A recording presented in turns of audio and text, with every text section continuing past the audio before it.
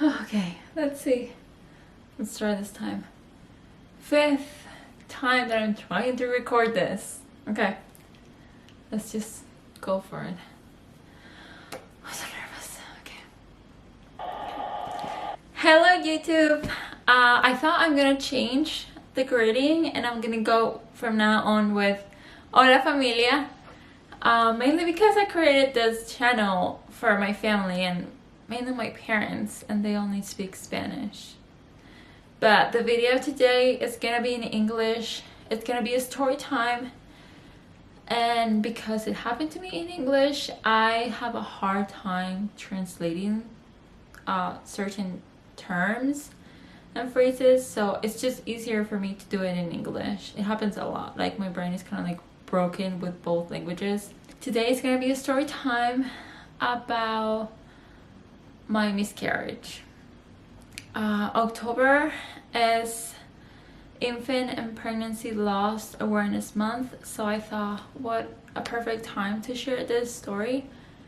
I haven't really shared the full on detail story with anybody other than my husband, and I just think that miscarriage is something that isn't really talked about enough, and it happens to a lot of women, and you just really don't think it's gonna happen to you, but it does, and we really don't know how to maybe how to comfort somebody that has gone through it or is going through it. I'm just gonna dive right into the story, but I have to give a little bit of background so you can understand better. So Michael and I got married December 2017. I was a college student. I was working part-time, you know. I didn't really know much about the healthcare system here, especially on birth control topics. I didn't know anything about it. So I kind of took the advice of some of my previous roommates to go to Planned Parenthood, it was a great experience that I had with them, and they were just very caring. They explained everything to me in a very simple way. Well, back then you had to pay for your birth control. I think nowadays you don't have to anymore. I might be wrong. That they charged me according to my income, which, I mean, I was pretty broke as a college student. So I ended up choosing the pill as a birth control method, and I went with that for months until like we got married and everything. I know it has some side effects, like every birth control does. So some of my symptoms when I was experiencing the miscarriage, I didn't really thought they were symptoms of miscarriage, other than my birth control doing something crazy to my hormones. Let's move forward to February 2018. It was a couple of days I remember that I was having a lot of pain, like a lot of painful cramps, backache, nausea, and I will feel like super cold most of the time. I have low blood pressure, so that's not new for me, but it was like extremely cold for me. I didn't think much of it, just thinking, oh, I'm gonna have a really heavy period. And if you have used birth control pills before, it's usually 28 pills, and then for 7 days you rest to get your period. And I was at the beginning of the month. I was at the beginning of those 28 pills, so it didn't make much sense to me that I was getting those pre-period cramps kind of thing.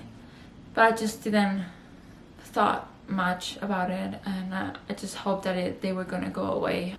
On the 3rd day, I remember I started bleeding a lot, like a really heavy period, but it was still very, very painful. And I think, if I remember, that's when me and Michael got really worried, and I just didn't know what to do. I just knew that I had to get checked just in case, you know. My mind went to, oh, the pills are just not really agreeing with my body and I have to change birth controls. That's what I thought at the moment. Since we were living in California back then, because we got married in California and we stayed there for a few months while I was on break from school. I had my health insurance that covered me only in Utah, because we didn't think that for 2-3 months to change my insurance to California, so I wasn't insured there. And I just thought I had such a great experience in the Planned Parenthood facility here in Utah that we went to one over there in California. I remember that we walked in and I got called right in to check in to give all my information and stuff. The surprising thing is that they didn't let Michael come inside with me. The nurse had to tell him to wait in the waiting room area because he couldn't come in with me. I guess there's some, I don't know, that might be the rules or how they do it.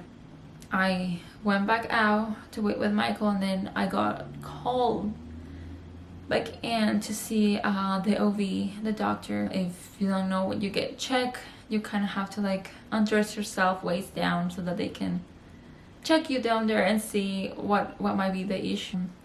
So I did, and I waited for her, and I was just in a lot of pain, and I was alone, so I was very scared.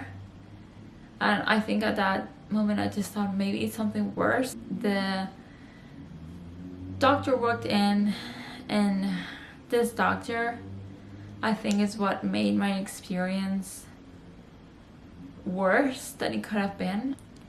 I want to give the benefit of the doubt and say that this doctor had a very bad day, just by the way she treated me. She walked in, she didn't even acknowledge me, she didn't ask for my name or anything, she didn't introduce herself either. I saw it in like the little tag that she was wearing. She walked in, and first thing she said, "You probably have a sexual transmitted disease." And I was just 2.5 months married, and I was like, what? I was like, I just got married, and like I have a husband. And she's like, oh well, maybe I think that your husband cheated on you. And I kind of like stay quiet, like what in the world is this woman saying? She doesn't know me, she doesn't know my husband, she hasn't even asked for my name. She then proceeds to tell me her opinion about men, how terrible men are, and other words that I will not repeat, which it clicked then for me that she had a very bad day with a man, and she was just unloading that hated on my husband. She then checked me and got the samples that she needed. Before she walked out, she told me, we'll send this to the lab and I'll give you the results later. If you have been checked before by an OB, you know that it's kind of like uncomfortable. And to be honest, this checkup with this doctor was the most painful checkup I've ever had. And I had quite a few because I had 2 kids. But that one, she made me cry so hard, and I think I even screamed very loud because she was very rough with me. As I was opening the door to leave the room, the nurse that checked me in, I think she heard me scream, and she asked me if I was okay. I remember I told her everything that happened, my experience with this doctor, and she felt so sorry for me. She kind of tried to make me feel better, and then she asked me, do you want another doctor to see you? She's like, we have another doctor here that can give you better care. And I said yes. She asked me, do you mind if it's a male doctor? And I said, no, it's okay. I mean, they're professionals, right? They know what they're doing. Again, I went back into the room and I waited for a while. During all of this, Michael was still outside in the waiting room waiting for me without not even knowing what had just happened to me. This doctor walked in, and it was like night and day from doctor to doctor. He was very caring. He was very nice. he listened to everything I had to say and everything, and then he proceeded to check, to which then he proceeded to tell me something that I thought that I wasn't gonna hear. Every other possible illness or situation came to my mind, but this, she looked at me and she said, "Oh, I'm so sorry. What you're experiencing now, it's a miscarriage. You must have been around 4 weeks pregnant." And I was in such shock. I thought I had him explain to me on a second time, because I didn't get it. I told him I had a period. It was very, very light, but I thought it was normal that I was taking the pills.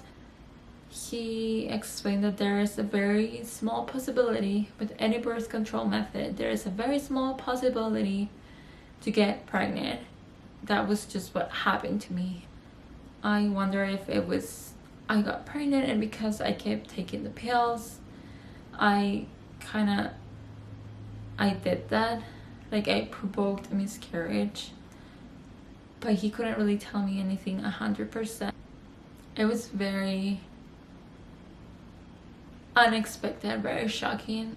He then also explained that because of the miscarriage, I had an infection too, and then he urged me to get a doctor here in Utah to get me checked again because of the damage that was done in my uterus. He thought that I couldn't get pregnant again for another 6 months to a year. He prescribed me medication to pass the baby, and medication for the infection, and some other type of medication to heal the damage that was done, as well as I still had to keep taking the birth control pill to finish the cycle.